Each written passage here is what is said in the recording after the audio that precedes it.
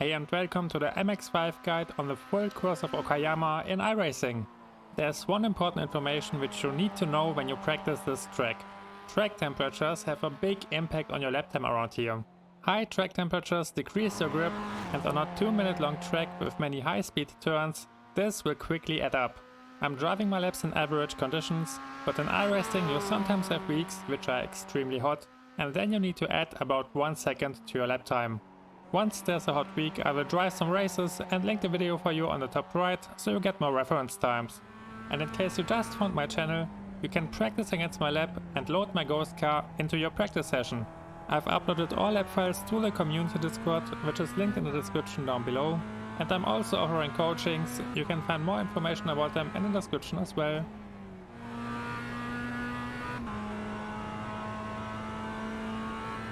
Approach the first turn on the left edge of the track and use the blue cone on the right or the white boards on the left as markers for braking. It's a medium braking zone where you want to shift down into second gear because you still want to carry some of your speed through the first turn. We are in a high speed section, which means that you want to be aggressive on the throttle and engage it before you attack the inside curb. We also want to set the car up for the upcoming turn, so stay active on your wheel and keep pushing the car to the right throughout the whole exit.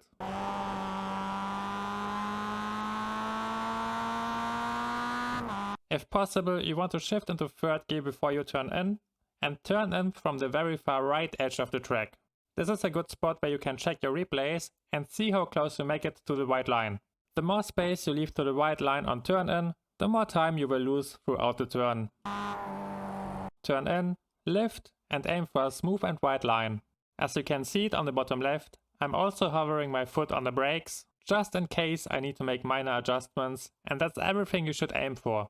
You don't want to disrupt the car, all you want is to follow a smooth and steady entry and aim for the upcoming inside curb. Once you reach the curb, you want to start to engage the throttle again to carry as much of your speed as possible onto the upcoming straight.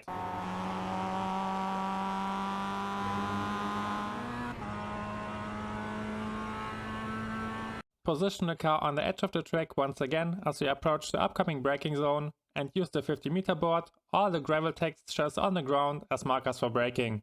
The textures form something like a triangle on the left edge of the track, which you can use to find your personal braking point. Hit the brakes hard when you reach the braking zone and then slowly transition into trail braking as you shift down into second gear. Attack the curb and get immediately back on the throttle to accelerate onto the upcoming long straight.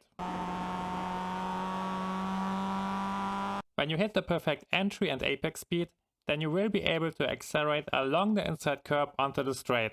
When you get carried to the outside, then it's usually a sign that you are overdriving the car, in most cases on the brakes and in the braking zone.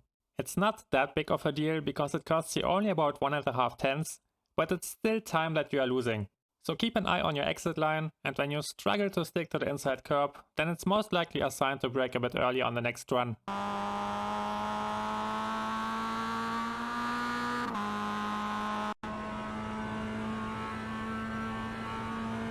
Position the car on the left edge of the track and use the halfway point between the 100-meter board and the Marshall booth on the left as marker for braking. You want to go hard on the brakes and quickly shift down all the way into first gear.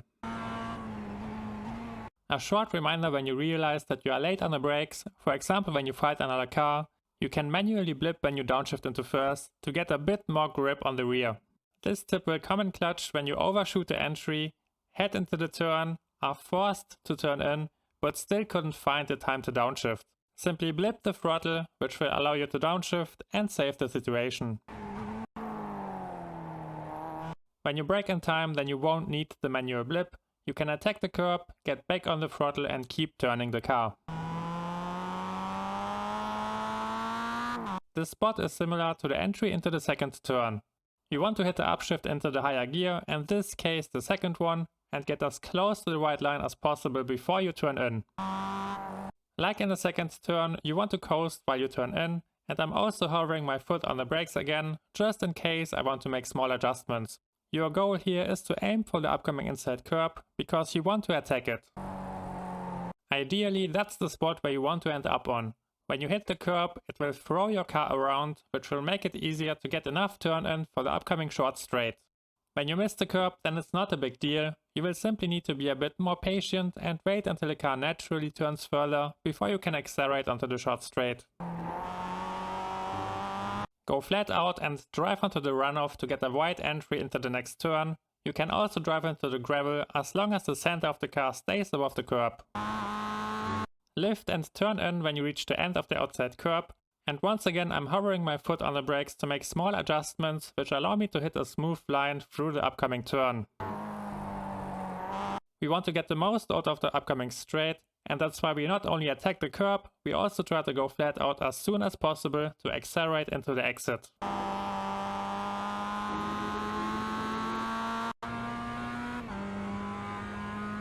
Use the 50-meter board as marker to turn the car a bit towards the upcoming inside curb. And then straighten the wheel again as you go hard on the brakes and shift all the way down into first gear. It's important that you stay aware of your inputs around here, because when you go hard on the brakes while keeping the wheel engaged, then you will initiate a spin and lose control of the car before you reach the upcoming apex. On your way into the first hairpin, you want to get used to a manual blip while you shift down into first, to give the car some additional rotation while simultaneously keeping it also more stable. A manual blip simply means that you want to fully engage the throttle for a split second at the same time you make the downshift into first gear. Attack the inside curb, get back on the throttle and accelerate onto the short straight. Push your car to the left, lift and turn in. You can touch the brakes if needed to adjust your speed and hit a nice and clean entry into the second hairpin. Attack the curb again and be aggressive on the throttle to carry your speed into the last section of the track.